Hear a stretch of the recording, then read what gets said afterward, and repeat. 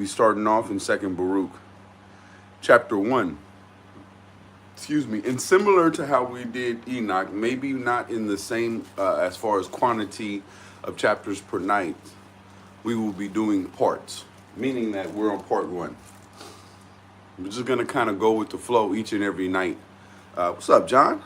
Each and every night, as far as whatever we get accomplished for that night will be more than enough for that night. I'm not going to put a cap on the amount of chapters per night that we're going to seek to accomplish.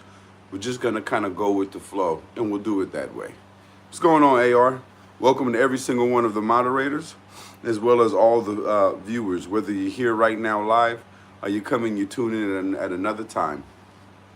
Now, before we get going, we always want to remind everybody that no matter how much time we may spend together, let us always remember to get that one-on-one time in throughout the day, throughout the week, with the Most High, reading in His Word and relying on Him through the Holy Spirit to show us the truth of what it is that we are to perceive, right? The truth of what the Word actually has for us.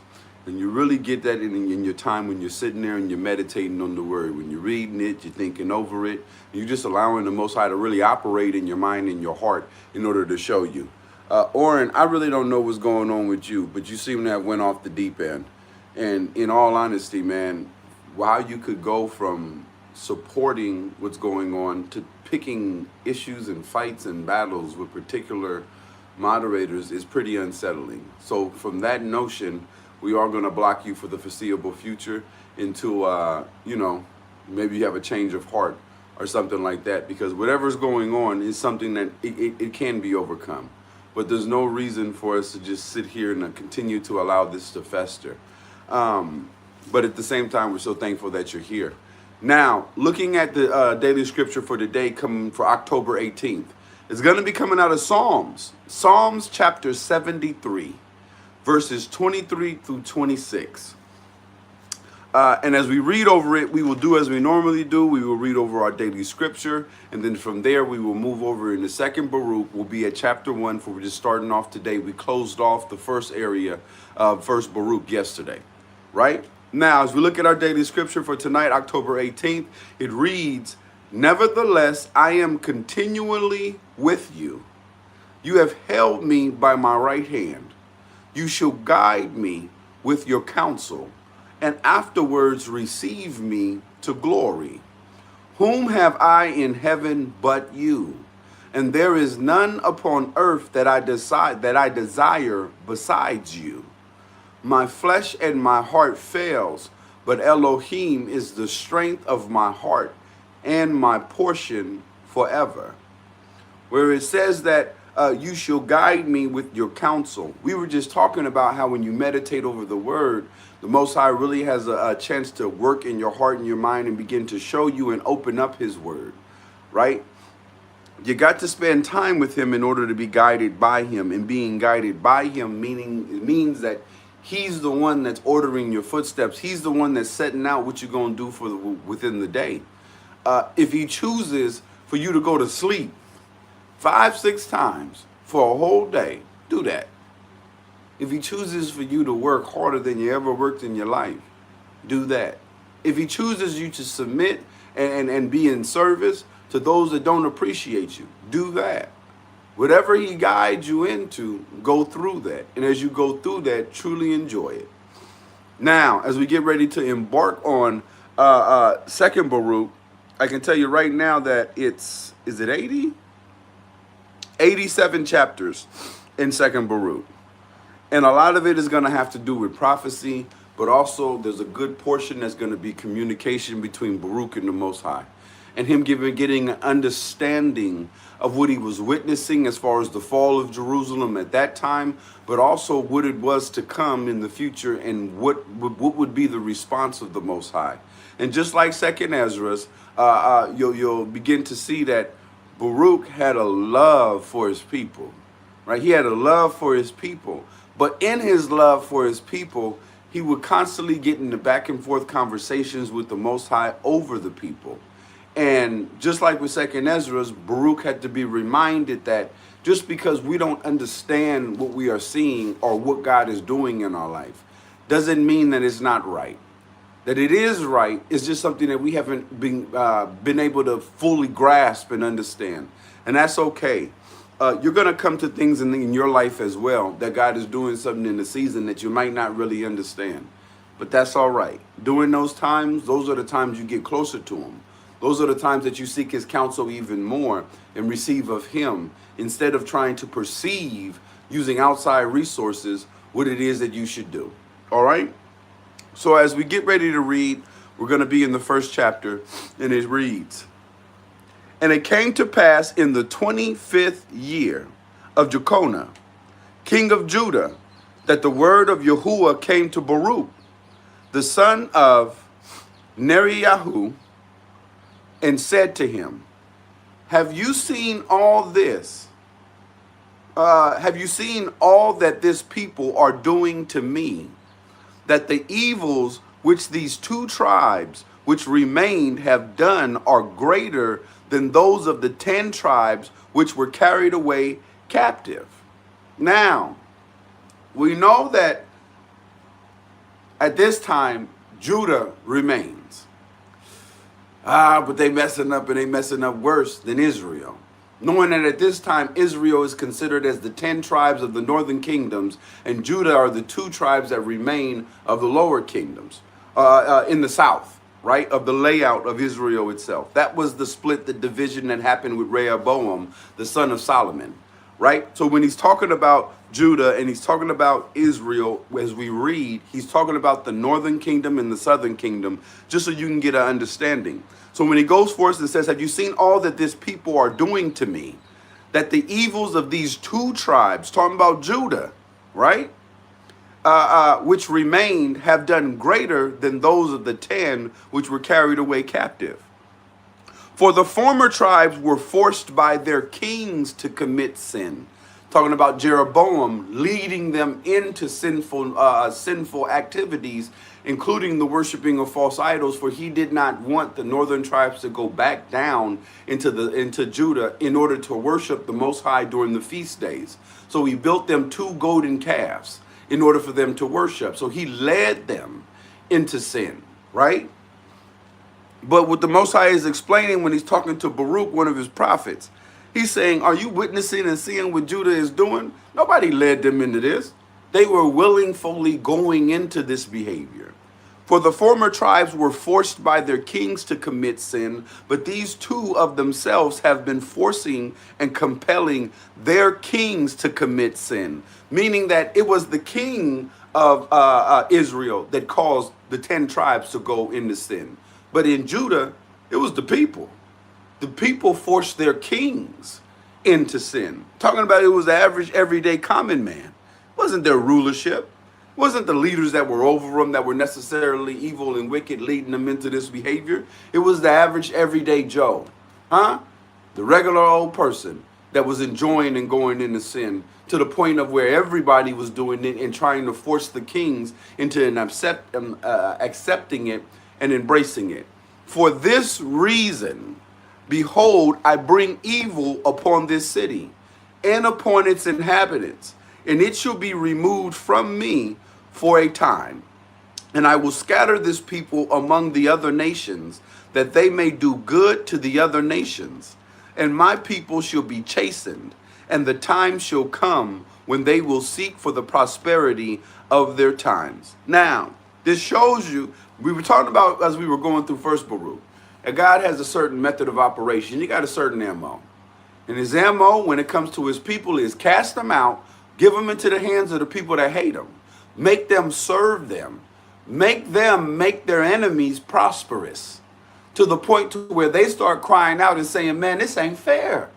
Why they doing us like this? God, do you see what's going on? And then he would look down and say, all right, now what did you do? You ready to come out of that now? And this is the same operation that's been going on over and over when it comes to his people. And although we are ending the nearing of the time of the lands that we're cast off into, is it not true that everywhere that we went, we made our enemies prosperous? Everywhere that we went, we made them prosperous. Set up whole entire international trades and corporations based on the foundational work that we did. inventions, whole entire industries of sports, and all the products that come forth from that. Now, all the different things and patents that were taken by our enemies from us and made them wealthy and rich. It went just the way it was supposed to go. Are you done with sin yet? Are you tired of living like that? You tired of embracing and doing what is not right? You tired of cussing and lying and scheming and talking behind people's backs? You tired of taking the Lord's name in vain? You tired of wasting your time giving to everyone else instead of you actually prospering? Well, then get back in line and live the way that God told you to live. It's the most important thing. Chapter 2. For I have said these things to you that you may bid Jeremiah and all those who are like you to retire from this city. Now, we had already told you in First Baruch that Baruch was and Jeremiah, their timelines run concurrent. It's just that they're used in two different methods or two different ways. Jeremiah is in one portion of the city with one portion of the people, and Baruch is in a different portion of the city with a different portion of the people. But at the same time, they are prophesying, and prophecy is being laid out upon them, and they are writing as well. And each one of their writings are uniquely and equally crucial to understanding what is to come and why things happen the way that they happen. The same value system that's given to the writings of Jeremiah should be given to Baruch. It's just that when it comes to Baruch, it's laid out a little more, how should we say this, precisely. It's a little harder to scheme and plan and misconstrued who Baruch is talking about and the information that he was given. So the Most High tells Baruch that he has said these things to Baruch that he may go to Jeremiah and get Jeremiah and those that are like him to retire from this city. For your works are to this city as a firm pillar, and your prayers as a strong will. When God is ready to punish you, he's going to motivate you to stop praying. He's going to motivate you to stop living his way. He's going to motivate you to stop embracing his writings, his words, Why? Because when you pray, you create a firm pillar which props up or supports the power structure. So when he puts it in you, he allows your heart to begin to feel like not praying. You know how people start coming out of the churches and they're not returning? You know how people are saying that, you know what, they can just chill at home and do what they want to do?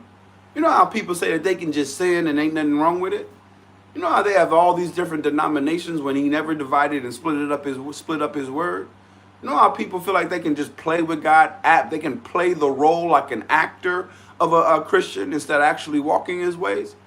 All of this is being allowed to happen so that they will go into destruction. Right? Because as long as they adhere to him and live his ways, he's faithful to always keep his word.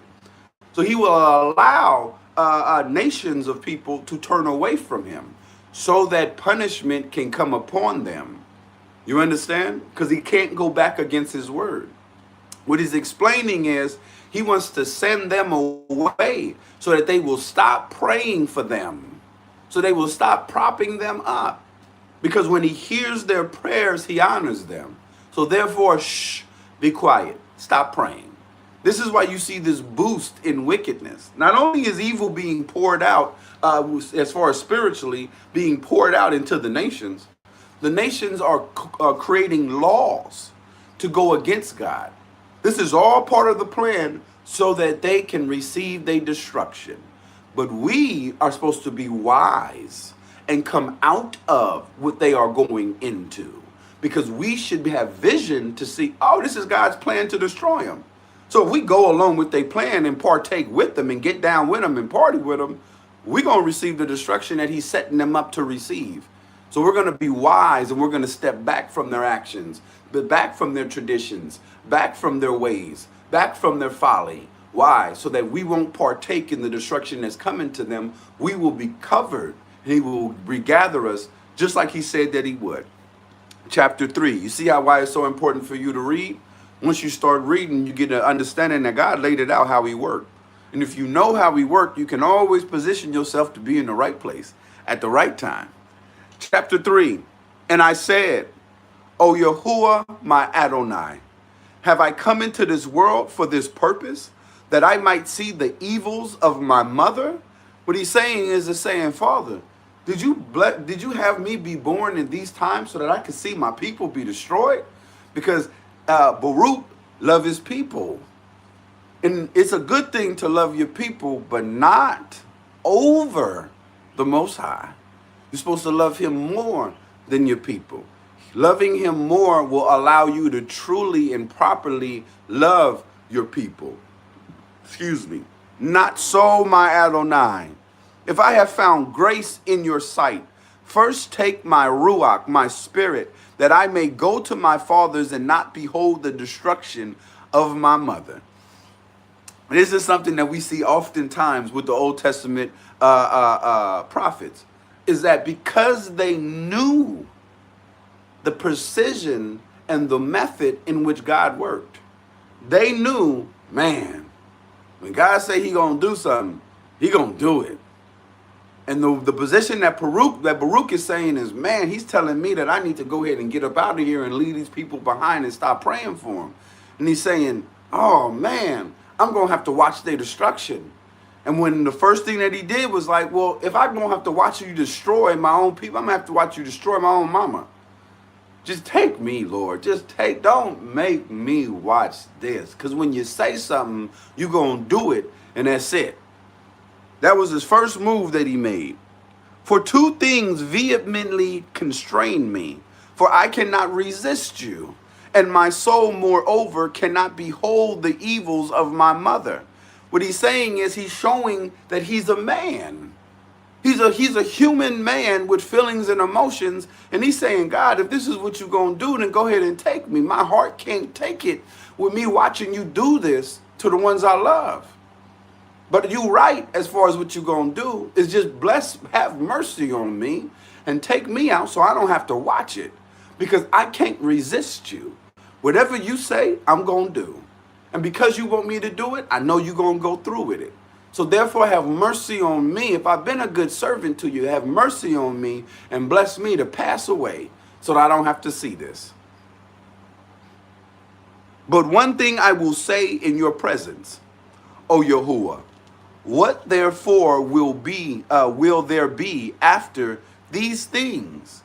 If you destroy your city and deliver up your land to those that hate us, how shall the name of Israel be again remembered?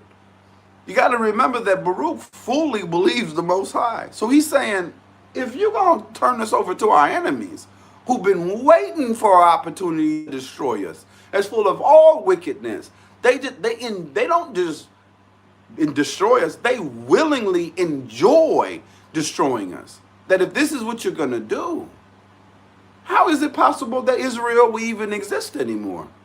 For you said as long as there's the sun, stars, and the moon, that we always going to be alive. That we're always going to be taken care of.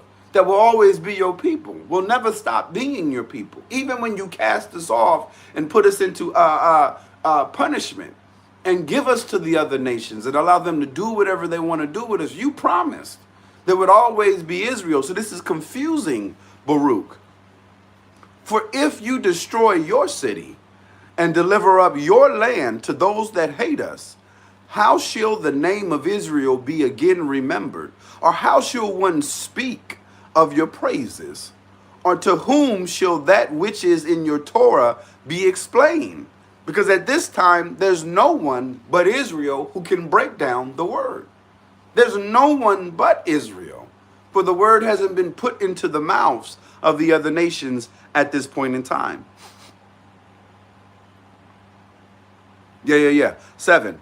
Or shall the world return to its nature of aforetime, and the age revert to primal silence? And shall the multitude of souls be taken away, and the nature of man not again be named? And where is all that which you did say, Moses, regarding us? See, Baruch treated the Most High like his father. His father told him something to do, and he said, I'm going to do it. But just have mercy and just, how can you have me go do this? What's going to happen after I do? When you make a move, you don't be playing. You don't be playing at all. You see the level of conversation that he's having with the Most High back and forth? The fact that he's willing to speak to the Most High and seek understanding without getting frustrated or angry at the Most High. In fact, he's showing concern, right? He wants to remind the Most High, because he's like, if you take us out, there's going to be nothing left but for people to go right back to worshiping demons and devils and cohabitating with them and doing magic and sorcery and enchantments and curses and just all of this wickedness, because this is what they naturally do. Now, yes, we dabbled in it, huh? We began to touch upon it. But this is, when you chose us out of everyone, you had us combating or going against this. This is historically, this is what you would have us continuously raise up against. And what Baruch is saying is, what happened to everything that you told Moses to us? Like, are you just erasing all of that? Like, I know Israel has sinned, but come on. Like, don't go bad on us. Baruch understands the way the Most High operated. I was talking yesterday about how the world has forgotten. They've forgotten about God. They have this image in their head, but the way he truly get down, they forgot. They forgot that he's undefeated. And the only way you can be undefeated is if you've been to war many times. But every time you do, you win. Total win. You don't make treaties. You win, man. Crush the opponent. And we saw that when we were reading in Enoch, and the angels, Michael and Raphael came together and was discussing the punishment that was set out on the 200 angels that came and began to lay with with women, and then teach them the ways or the things, the knowledge in which was bestowed upon them that was not for humanity. That the punishment that was levied against them was so grievous that even the angels was dumbfounded. They didn't even know how to take it. They were like, how is it possible that even we could withstand this? Right? Baruch chapter 4. And Yahuwah said unto me, this city shall be delivered up for a time, and the people shall be chastened during a time, and the world will not be given over to oblivion. Do you think that this is that city of which I said, on the palms of my hand have I graven you? Talking about, have I engraven you, written you, carved you into my hands. This building now built in the midst is not that which is revealed with me. Ooh, that which was prepared beforehand, here from the time when I took counsel to make paradise, and showed it to Adam before he sinned. But when he transgressed the commandment, it was removed from him, as also paradise. And after these things I showed it to my servant Abraham by night among the portions of the victims. And again also I showed it to Moses on Mount Sinai, when I showed it to him, the likeness of the tabernacle and all its vessels. And now behold, it is preserved with me, as also paradise. Go therefore and do as I command you. Did you just hear what the Most High said? He said, these people, and who I was talking about, is written down on my hands. These aren't the ones that's sitting here acting crazy. They're not the ones that's engraven in on my hands. There is a people that's engraven here on my hands. But they have been put up and they waiting for their time. The same way that I caused paradise to sit back and wait to be given after I made it and showed it to Adam, is the same way that the ones that's engraven on my hands, I've held them back. They waiting for their season and their time. That right there is a major shot to the pride of the Hebrews.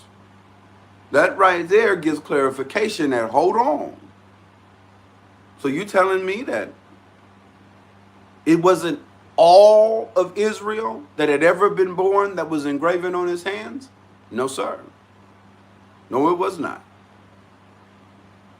You better get yourself some get right. Or you won't be written on his hands. You'll be accounted with the sinners. It's serious. It's not by, give it to me. It's not by bloodline. It's by faith. You better get it right. His people are still his people. Yes, they are. But the ones engraven on his hands, that's a different classification. You understand? Baruch chapter 5. And I answered and said, so then am I destined to grieve for Zion?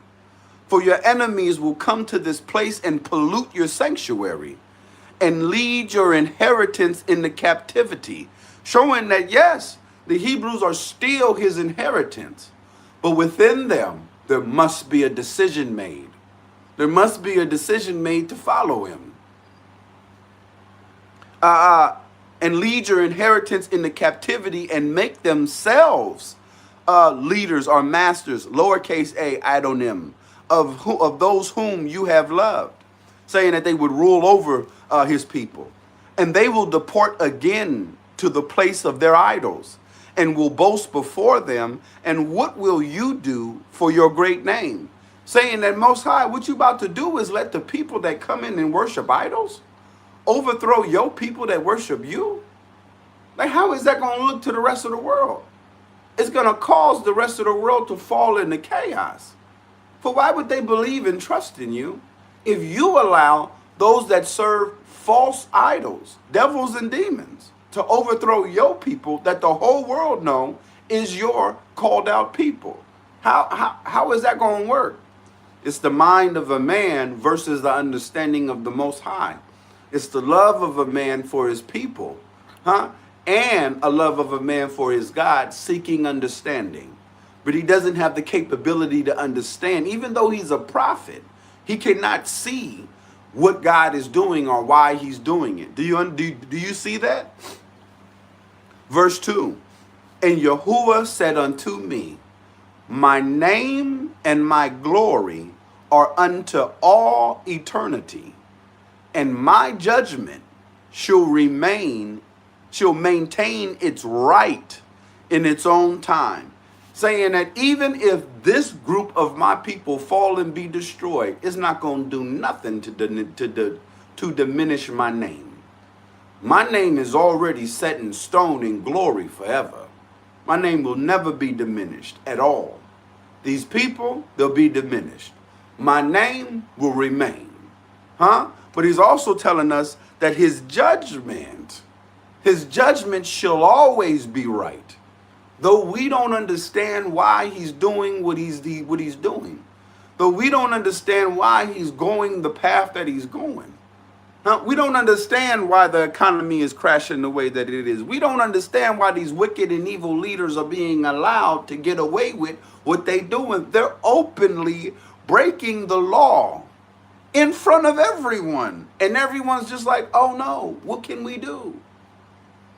And people are worried because they're like, how is it that God is letting them get away with this? And then they're turning around and claiming that God is blessing them to do. How are they allowed to blaspheme like this? And what the Most High is saying is, well, you don't know how I get down. See, there's a cup of iniquity for every nation, for every man, for every group. And once that cup gets full, it's full of my wrath. And once my wrath hits its peak, then I pour it out into its entirety. I pour out. That's why when I unleash, it's over. When I say that it's over for you, there's no coming back. Forget all of this dilly-dabbying, incident by incident, getting upset. No. We're going to let you fill your whole cup up. We're going to let you fill your whole entire cup up. And once it's filled up, now I can get rid of you for good. I can erase you like you was never there and then move on because I'm always. Do you understand? He doesn't operate like we operate. He operates like he operates. So that's why you got to be, we learned yesterday, have patience. Have patience when people do you dirty, man. Have patience when things around you just not right. Have patience when wicked and evil rulers are going about doing as they're doing. Have patience in these things. Because when you be patient and do not react, you allow God to react. And the way that he going to handle it is going to cause you no suffering and sorrow. It's going to be a complete process. And that issue is gone for good. You understand? And you shall see with your eyes that the enemy will not overthrow Zion, nor shall they burn Jerusalem, but the ministers of the judge for that time. Saying that even though they might be able to wipe this group of people out, they're not going to take away my land forever. The amount of time that I allow them to do what they're doing, I'm letting them do it. And although you don't understand why I'm letting them do it, trust me. Just put your trust in me and allow it to happen. Stand firm wherever I put you. Keep trusting in me and believing me no matter what you see or what you hear. And you will rejoice when it's your turn to receive your blessing that you deserve. Even if you die in it. Understand that what I'm doing surpasses your lifespan. Right? You are not going to be alive forever as far as in that fleshly body. So you can't fully grasp what I'm doing. I don't have to operate within 60 years, within 80 years. I can operate in 742 years if I want. I can do a complete work if I choose, if that's what's the best for all of creation. Because he's not just dealing with one situation. He's dealing with creation itself. Silent 9, go and read some more. But do go and do whatsoever I have said unto you. Now here, Baruch is not refusing to listen to God. He just has a whole list of worries and thoughts on his mind and his heart when God gave him instruction. And God did not get upset at him when Baruch was coming and seeking further understanding of, wait, what? You want me to do? Like, okay, I'm going to do what you want me to do, but just help me understand. Like, what's going down? That's why we say you can talk to him for real. You can talk to him. And do you see how he's talking to Baruch? And although he's talking to him from a position of complete authority, meaning that he never lowers himself, but he appreciates the questions that Baruch has and provides the information that he needs in order to settle his heart, but keeps him in line by saying what? Now, do go and do whatever I have said unto you. Now go do what I told you to do. You understand? And I went and took Jeremiah and Adu and Suriah and Jabish and Giduilah and all the honorable men of the people. And I led them to the valley of Kidron. And I narrated to them all that had been said to me. And I narrated and I narrated to them all that had been said to me. And they lifted up their voice and they all wept. And we sat there and fasted until the evening. Chapter 6. So ultimately, Baruch accepted the fate of the people, right? Of what the decision that the Most High has made. Which also gives us insight.